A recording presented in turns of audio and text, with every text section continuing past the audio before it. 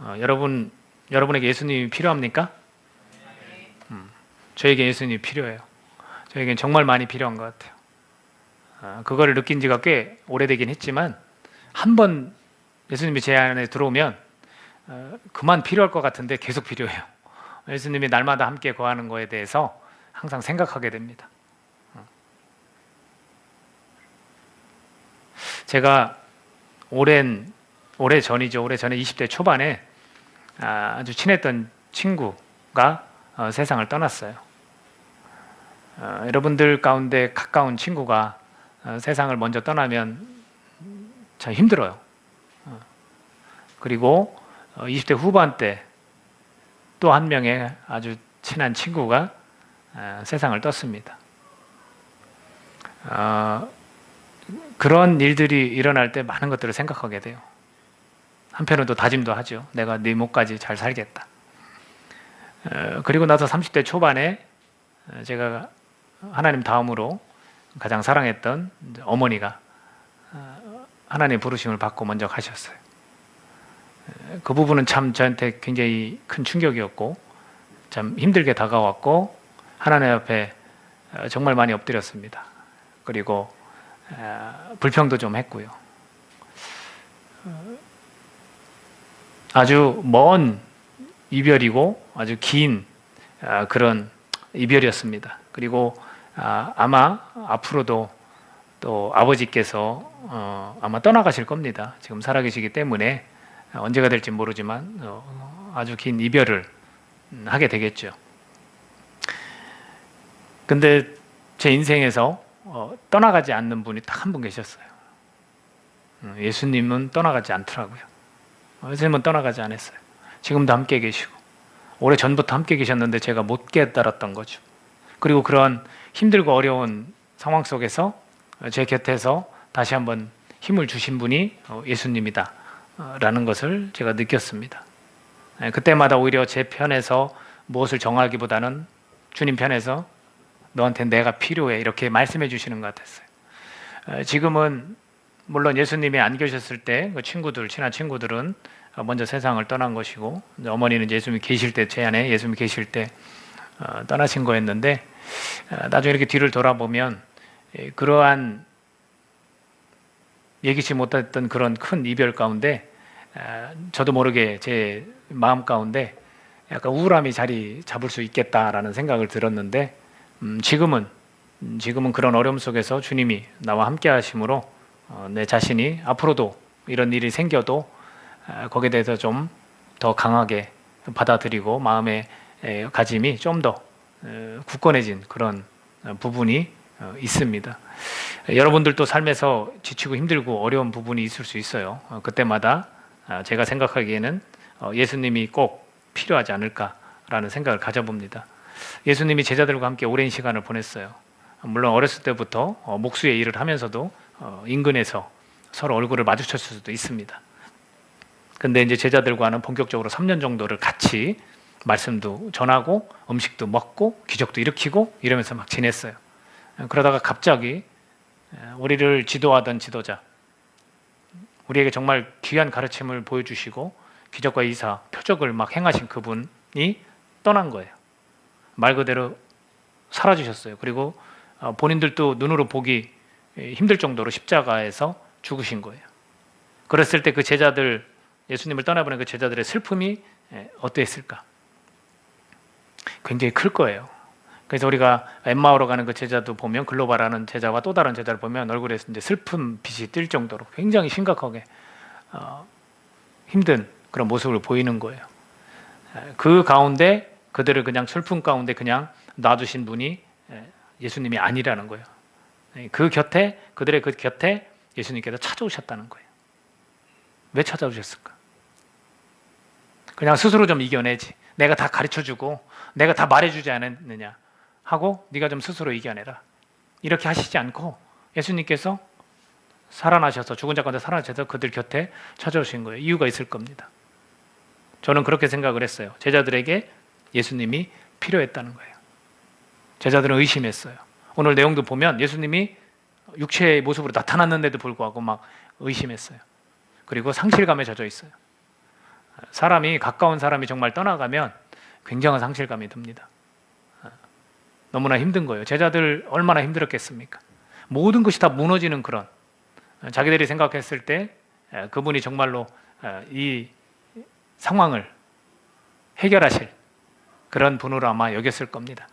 그리고 로마의 압제 가운데서도 그들은 약간은 다르게 생각했을 수도 있습니다. 정치적인 그런 해방, 그런 것을 생각했을 수도 있습니다. 그러나 한편으로는 저분이 말씀하신 걸 들어보면 이것이 다가 아닌 것 같은데, 꼭 이 현실 속에서의 그런 해결이 다가 아닌 것 같은데, 뭔가 있는 것 같은데, 이렇게도 생각할 수 있었을 겁니다. 그들 곁에서 힘들어하는 그들 곁에서 주님은 그들을 찾아오셨다는 거예요. 그러면서 있었던 일, 그들과 있었던 그 일, 가르쳤던 그런 일들 보여주시고 들려주시는 그런 부분들이 있었고, 그들은 예수님을 만나고 나서 우리 52절, 53절에 보면 그들이 그에게 경배하고 큰 기쁨으로 예루살렘에 돌아가 늘 성전에서 하나님을 찬송하니라, 이렇게 되어 있습니다. 굉장히 기뻐했어요. 예수님 만나고 나서 그들은 너무나 기뻐했어요. 그 만남 속에서 있었던 일이 뭐냐면 보여주시고 들려주시는 거라는 거예요. 보여주신 건 뭐냐면 이것은 역사적인 사실입니다. 그가 십자가에 달려 죽으셨는데도 불구하고 빈 무덤을 통해 다시 일어나셔서 제자들 앞에 나타났습니다. 엠마오로 가는 두 제자에게도 나타났고, 동시에 그들이 눈이 열렸을 때 다른 곳으로 주님은 가셔서 또 게바를 만났다라고 표현하고, 그 다음에 이들이 이렇게 모여있는 자리에 오늘도 예수님께서 그 가운데 떡하고 서서 뭐라고 하시냐면 평강이 너에게 있을지어다, 너에게 평강이 있을지어다, 이렇게 말씀하시는 겁니다. 그리고 들려주시는 이야기는 그 말씀에 관해서 들려주기 시작했어요.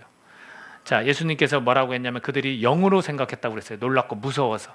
그랬을 때, 야, 니네 어찌해서 두려워하느냐? 어찌 마음에 의심이 일어나느냐? 내 손과 발을 보고 나인 줄 알라? 또 나를 만져보라. 영은 살과 뼈가 없을 때 너희 보는 바와 같이 나는 있느니라. 그래서 야, 먹을 거 있어? 먹을 거 좀 줘봐 하고 그것까지 먹어서 진짜 이 육체가 그대로 있는 모습을 그렇게 보여주신 거예요. 그리고 들려주시기 시작했어요. 내가 너희와 함께 있을 때 너희가 말한 바 곧 모세의 율법과 선지자의 글과 시편의 나를 가리켜 기록된 모든 것이 이루어져야 하리라 한 말이 이것이다.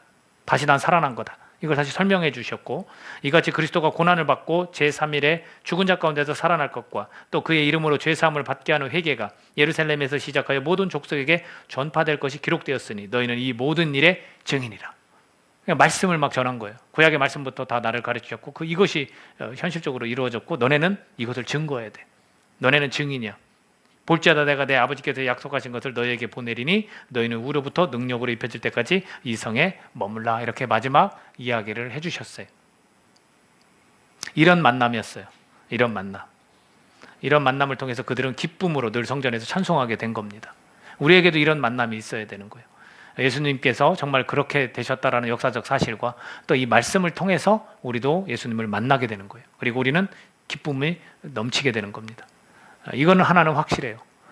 예수님이 우리를 만나주시면 우리에겐 기쁨이 넘쳐요. 내 삶에서 아무리 그런 이별과 아픔과 어려운 일이 있다 해도 예수님을 만나면 우리는 기뻐할 수 있어요. 아픔이 아닌 거예요. 그 아픔 가운데 주님은 함께 하시고 위로하십니다. 그러면 오늘 보자고요. 어떻게 다가오셨는지를 볼 거고요. 그리고 뭘 원하시는지를 볼 겁니다. 그리고 어떤 분이신지를 우리가 같이 볼 겁니다. 그 첫 번째가 아주 중요한 부분인데, 한 번 택한 자들에 대해서 예수님은 끈질김이 있으시다는 거예요. 여러분이 오늘 예수님께서 여러분을 택했다고 믿으십니까? 그런 택한 자에게 예수님은 끈질김이 있으신 거예요. 절대로 여러분은 포기하지 않으세요. 한번 이야기해 볼까요? 여러분들이 알고도 방황해 보세요. 여러분이 알고도 죄를 져보세요. 예수님께서 딱 쳐내실 것 같습니까? 됐다, 너는 글렀네? 딱 쳐내실 것 같습니까? 천만에요. 여러분이 그 가운데 죄책감이 있을 수도 있고요, 그 가운데 내가 하나님께 잘못했구나라고 하실 수도 있어요. 그러면 그 마음이 어떨 것 같습니까? 그 마음과 내가 끝까지 너를 택했기 때문에 내가 너를 놓지 않을 것이다, 그걸 내가 깨달았어요. 그 마음 어떨 것 같습니까? 어떤 게 여러분 마음에 더 평안을 안겨다 줄 것 같습니까? 예수님께서 아, 나를 끈질기게 붙들고 계시구나. 나를 놓지 않는구나. 이 마음에 내가 평안을 얻습니다. 여러분이 잘못한 거에 대해서 죄책감이나 또 다른 것을 가지고 아, 나 못 가겠는데, 하나님 앞에 못 가겠는데, 아, 난 안 되나 보다 하고 여러분이 살아보십시오. 그럼 마음이 어떨 것 같습니까? 평안할 것 같습니까? 아니요. 여러분은 예수님 외에 다른 것에 만족을 누리려고 자꾸 찾을 겁니다. 내가 이 부분에 대해서 자꾸 생각이 내가 이것을 통해서 내가 만족을 누릴 수 있을 거야. 방향은 그렇게 가게 돼 있어요. 근데 예수님을 한번 택한 사람은 끈질기게 놓지 않는다는 거예요. 그래서 프랜시스 톰슨이라는 사람은 하나님을 뭐라고 표현했냐면, 예수님을 뭐라고 표현했냐면 천국의 사냥개다 이렇게 표현을 했습니다. 천국의 사냥개다. 이 사람이 여러 가지 어려운 일을 겪었어요. 신부도 되려고 노력해봤고 의사도 되려고 노력해봤어요. 근데 아무것도 되지 않았어요. 그 가운데 자기가 방황하던 그 시기 가운데 무엇인가를 쫓는 자신, 그리고 무엇에 쫓기는 자신을 모두를 인식하고 주님 만난 그 부분에 대해서 천국의 사냥개처럼 나를 쫓아와서 결국에는 나에게 평안과 안식을 주셨다라고 그렇게 표현을 하고 있습니다. 예수님과 함께 했던 사람들이 예수님이 십자가를 죽을 때 곁에서 같이 슬퍼하고 주님의 그 힘든 그 과정을 같이 겪었습니까? 아니에요. 이 12 제자는 그 곁에 없었던 거로 성경은 말하고 있는 것 같아요. 그 광경을 보지 못했어요. 그리고 심지어 잡혀갈 때 베드로라는 수제자는 배반을 했습니다. 근데 그 배반을 한 자들을 예수님께서 어떻게 품으셨다는 걸 우리가 기억해야 되는 거예요. 우리의 연약함과 우리의 잘못된 것에 대해서 주님은 오히려 나무라시기보다는 주님은 오히려 품으시면서 회개하길 바라시는 거예요. 내가 너를 한번 택했기 때문에 절대로 놓지 않는 거예요. 이게 은혜예요. 이게 주님의 은혜. 그러니까 주님께서는 오늘 어떻게 다가오셨는지 바로 이 끈질김으로 다가오셨다는 거예요. 우리 같으면 누가 배반한 사람을, 등진 사람을 내가 가서 품을 수 있겠습니까? 우리는 못해요. 사람은 그렇게 하기 참 힘듭니다. 그러나 내 안에 계신 주님께서 힘을 주고 내 안에 계신 주님께서 함께 하시면 내가 이끌려서 할 수는 있겠죠. 그러나 우리는 참 힘듭니다. 그러나 주님은 그 끈질김이 있으시기 때문에 우리를 품으신다는 거예요. 그걸 기억하기를 원합니다. 두 번째는 뭐냐면 주님께서 그러면 오셔서 뭘 원하실까라는 겁니다. 주님은 우리가 믿음 갖기를 원해요. 지금도 마찬가지예요. 이 제자들이 믿음 갖기를 원했단 말입니다. 예수님께서 오셔서 어찌하여 두려워하여 어찌하여 마음에 의심이 일어나느냐. 내 손과 발을 보고 나인 줄 알라. 또 나를 만져보라. 영은 살과 뼈가 없을 때 너희 보는 바와 같이 나는 있느니라. 근데 제자들의 반응은 이 말씀을 가지고 손과 발을 딱 보이셨는데 41절에 가서 그들이 너무 기쁨으로 아직도 믿지 못하고 놀랍게 여길 때 이르시되 여기 무슨 먹을 것이 있느냐 하시고 구운 생선 한 토막을 드리니 받으사 그 앞에서 잡수셨다. 이렇게 표현합니다. 왜 그런 행동으로 세세하게 보여주셨느냐? 믿음 갖기를 원하시는 거예요. 우리가 믿음 생활하면서 흔들리지 않기를 바라시는 마음으로 나타나신 겁니다. 오늘 예수님께서 원하시는 것, 우리 믿는 자들에게 원하시는 것이 뭐냐면 네가 믿고 있는 그 믿음 흔들리지 않기를 원하신다는 거예요. 그래서 그것을 굳게 하기 위해서 주님은 마음을 열어 성경을 깨닫게 하셨습니다. 45절에 보면 이에 그들의 마음을 열어 성경을 깨닫게 하시고 라고 되어 있어요. 이 말씀이 우리에게 믿음이 흔들리지 않도록 도와주는 거예요. 그러니까 여러분이 예배를 드리면서 또는 여러분이 하루하루 하나님 말씀을 여러분이 읽고 묵상하면서 여러분이 얻을 수 있는 게 뭐냐면 성경을 통해서 깨닫게 되는 거예요. 그럼 그 깨달음은 뭘 갖다 주냐면 흔들리지 않는 믿음을 주는 거예요. 근데 우리가 그것을 가까이 하지 않으면 우리가 믿음이 흔들리게 되어 있습니다. 왜 우리에게 주어지는 이 하나님 말씀을 우리가 가까이 하지 못할까? 그것을 가까이 함으로 그것을 통해서 깨달음을 받음으로 너의 믿음이 흔들리지 않게 되기를 원한다는 거예요. 여러분 그냥 되는 것은 아니에요. 마음이 열려야 돼요. 내가 꽁하고 있는 그 마음으로 말씀이 들어올까요? 천만에요. 내 마음을 열어야만 열매를 맺게 되는 거예요. 내 하나님 말씀을 정말 꿀송이와 같이 단 것으로 내가 받겠습니다. 네, 말씀하십시오. 내가 듣겠습니다. 제가 따지잖아요. 24시간, 하루 24시간 보낸다. 그러면 몇 시간 주무십니까? 뭐 때로는 뭐 밤새 청년들 밤새 뭐 2시까지도 좋고 3시까지도 좋고 아침에 일찍 일어나면 하루 종일 좀 피곤하면서 이렇게도 보내기도 하고 8시간 자는 사람도 있고 7시간 자는 사람도 있고 평균적으로 7시간이라고 해요. 24시간에서 7 빼면 몇이에요? 예? 17? 17시간 남았죠? 밥 먹는 시간 3시간 아침, 점심, 저녁 1시간 칩시다. 그러면 몇 시간 남아요? 14시간? 그 중에서 내가 업무 보고 일하는데 온전히 쏟는다. 몇 시간 빼요? 10시간? 출퇴근 시간까지 하면 한 10시간 칩시다. 그럼 몇 시간 남아요? 4시간. 그죠? 4시간은 뭘로 보내지, 우리? 그 4시간 뭘로 보내는지 잘 모르겠는데, 그 4시간 중에 4분이라고 칩시다. 10%. 자, 4분 동안 말씀 읽어요, 못 읽어요? 읽을 수 있어요. 그 4분 보냅니까, 우리가? 24시간 중에 4분 보내요? 이거 심각한 거예요. 그렇게 계산을 해보면 머리 좋은 우리가, 논리적인 걸 좋아하는 우리가 그걸 따져보면 아주 짧은 시간도 하나님 말씀 읽지 않고 묵상하지 않아요. 너무나 이렇게 좋은 세상에 살다 보니까 이 스마트폰으로 딱 하고 한 구절 딱 보면 끝인 거예요. 내 마음이 내 말씀을 받겠습니다. 내 믿음이 견고해지기 위해서 내 말씀을 가까이 하겠습니다 하고 내 마음이 열려야 되는 거예요. 그러면 성경을 읽어보시죠. 깨달음이 있어요. 근데 의무적으로 교회에서 하루에 한 장씩 읽기 약속을 했어. 그리고 읽어보십시오. 물론 그것도 도움이 되겠지만 달라요. 이 마음, 주님이 제자들의 마음을 열어 제끼고 성경을 알려주신 거예요. 그러니까 내 마음을 열어야 되는 것이 필요하다는 거예요. 여러분, 믿음이 왜 흔들립니까? 왜 오락가락합니까? 성경의 이 깨달음이 나에게 없어서 그래요. 여러분, 성경을 깨달아야 흔들리지 않는 겁니다. 그 전에 여러분 마음을 여십시오. 마음을 연다는 건 거기에 사모함을 갖는다는 거예요. 아, 내가 하나님 말씀 보는 거, 이게 내 삶에서 하루 중에 가장 우선순위다, 이렇게 여기라는 거예요. 때로는 아침에, 때로는 밤에, 이것을 꼭 때로는 낮에 시간 날 때 하시라는 거예요. 이게 참 중요해요. 정말로 중요합니다. 그 예수님께서 이들에 나타나셔서 원하시는 게 뭐냐? 난 믿음 갖기를 원한다. 그래서 네 마음을 열어 내가 성경을 깨닫게 해준다고 성경의 얘기를 쭉 들려주신 거예요. 우리가 성경을 가까이 할 때 우리에게 믿음이 생기고 그 믿음이 흔들리지 않는다는 것, 그것을 오늘 우리에게도 주님은 원하시는 거 아닐까요? 마지막 세 번째가 뭐냐면 주님은 떠나셨어요. 분명히 떠나셨어요. 그래서 제자들이 너무나 슬퍼하고 힘들어합니다.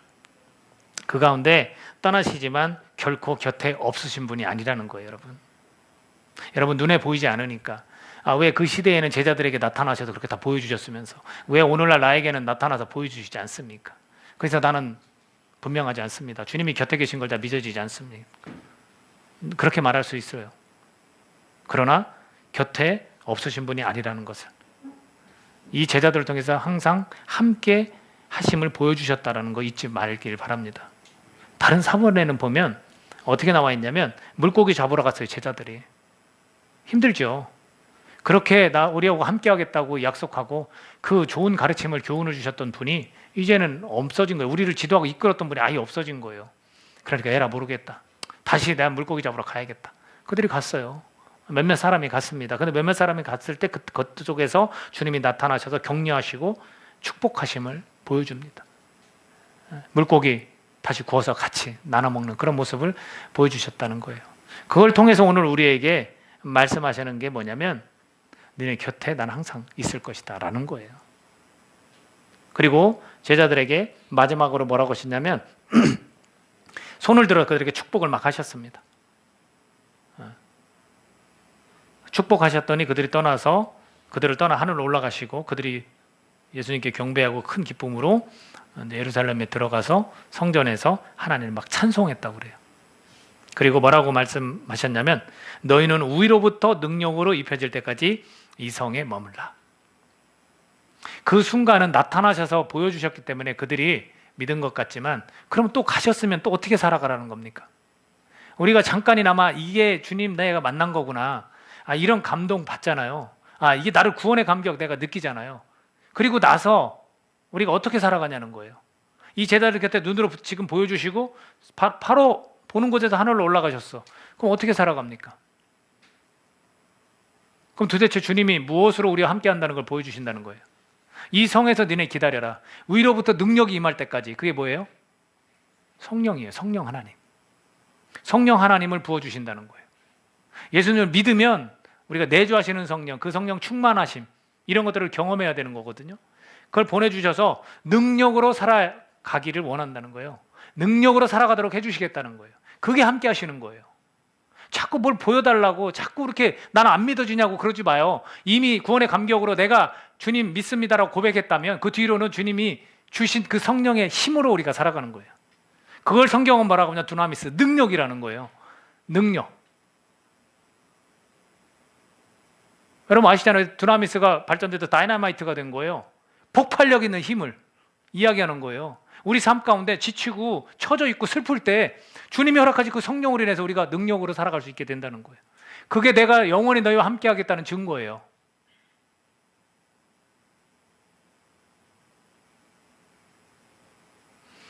여러분 때로는 지치죠. 힘들고 낭망하고 참 이 문제 좀 얼른 해결해 줬으면 좋겠죠. 그러면 주님은 가만히 계신 것 같아요? 아니면 우리에게 이미 능력을 주셨습니까? 다시 한번 예수님을 생각하십시오.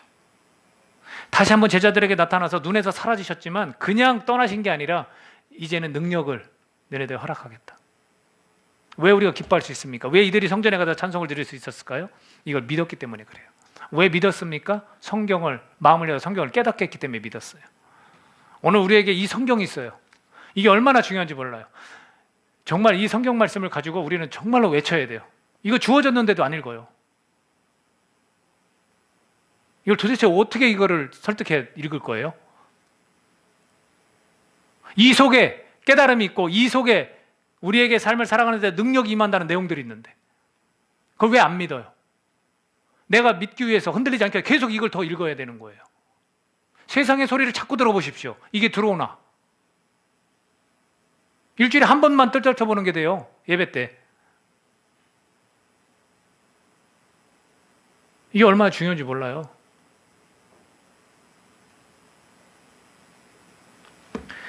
그냥 외톨이처럼 외롭게 여러분을 혼자 놔두신 게 아닙니다. 저와 여러분을 예수님께 그냥 혼자 놔두시는 게 절대 아니에요. 한 번 선택한 우리를 절대로 놓치지 않습니다. 주님은. 그리고 주님이 원하시는 게 있어요. 다른 거 안 바라요. 뭐 주님께 잘 드리고 우리가 행위로 뭔가 착한 일하고 이거 이전에 주님께서 원하시는 건 네 믿음 잘 지켜라는 거예요. 네가 성경을 통해서 네 믿음이 견고해질 것이다. 말씀을 가까이 하라라는 거예요. 그걸 원하시는 거예요. 그러면 여러분들이 우선은 예수님을 내가 사랑합니다. 나 예수님 섬기고 예수님 믿습니다라고 할 때 제일 먼저 해야 될 행동이 뭐냐면 주님께서 원하시는 바로 이 부분이에요. 내 믿음이 견고해지도록 성경을 내 가까이 하면서 그걸 통해 깨달음을 얻는 거예요. 그러면 변화가 와요, 우리에게. 그 다음 걸 자꾸 생각하지 말자고요. 근본적이고 본질적인 걸 해결을 않고서 왜 자꾸 다음 걸 생각해요? 다음 거 생각해야 무리만 일으켜요. 아시겠어요? 내가 먼저 지금 해야 될 거 다 스탑하고 말씀을 가지고 내 믿음을 먼저 견고하게 세워야겠다. 이게 주님이 먼저 원하시는 거예요. 그 다음에 그 지시와 원하는 걸 그때 깨닫고 움직이는 거예요. 그때 주님은 너 혼자 네 능력으로 해라라고 하시지 않고 내가 함께한다. 성령을 보내서 보혜사 성령을 보내서 곁에 두고 내가 너를 지속적으로 영원히 돕겠다. 혼자가 아니에요, 여러분. 사람은 우리를 외롭게 하고 사람은 우리를 상처 입히고 사람은 나를 힘들게 합니다. 그러나 내 안에 계신 성령은 능력으로 함께 하십니다. 사람이 함께해야 능력이 생겨요? 천만에요. 그런 한 사람 한 사람이 모인 게 교회예요. 이런 성령의 능력을 인정하고 그 성령의 인도와 이끌림을 받는 곳이 교회예요. 공동체고 여러분 한 사람 한 사람입니다. 저는 예수님이 필요해요. 어제 필요했으니까 오늘은 괜찮아가 아니에요. 어제 필요해서 저는 오늘도 필요한 것 같아요. 여러분은 어떠세요? 날마다 예수님이 필요해요. 그래서 예수님의 이런 말씀이 날마다 내 속에서 내 마음과 내 머릿속에서 맴돌아야 돼요. 그래, 성령님 함께 하시지. 내가 오늘도 성령의 이끌림 받고 성령의 능력으로 내가 살아가는 거지. 저는 우리 교회가 머리 대신 주님을 따라 주님이 허락하신 이러한 일들, 주님이 우리를 놓치지 않는다는 거, 끝까지 우리를 품으신다는 거, 제발 그것 좀 여러분 받아들였으면 좋겠어요. 그리고 다른 거 하지 말고 내가 정말 믿음이 내가 견고해지기를 주님이 원하시는구나. 다른 거 없어요. 제가 이 일주일에 뭐 10분, 20분, 30분 뭐 전하는 거 여러분이 때로는 정신 나차하면 뭐 못 듣는 경우도 있잖아요. 피곤하거나 졸려면. 이거 갖고 어떻게 내가 변화가 돼요? 이 66권 평생을 다해도 우리 이거 다 못 읽을 수 있어요. 이걸 사모하고 가까이 해야 되는 거예요. 읽어야 돼요. 삶의 자리에서는 누가 확인해 주는 게 아니라 주님 앞에서만 하는 거예요. 그리고 주님은 비록 하나님 우편에서 우리를 위해 간구하신다지만 그냥 놔두신 게 아니라 보혜사 성령을 보내주셨어. 우리가 능력으로 살아갈 수 있도록 해주셨다는 거예요. 여러분 힘내십시오. 혼자가 아닙니다. 공동체도 같이 하지만 눈에 보이는 공동체도 같이 하지만 눈에 보이지 않는 이 성령께서 여러분과 항상 함께 하십니다. 여러분 잘 때도 함께 하시고 일어나도 함께 하시고 낮에 일할 때도 함께 하십니다. 그러니까 계속 불러요. 성령님하고 불러요. 그러면 이 속에서 뭔가 여러분 꿈틀꿈틀하고 느끼실 거예요. 하나님 예수님도 부르시지만 왜 성령님은 소홀히 하세요? 성령님 불러요. 지금 우리와 영원히 함께하는 건 성령님이에요. 성령 하나님이에요. 성령님하고 불러요.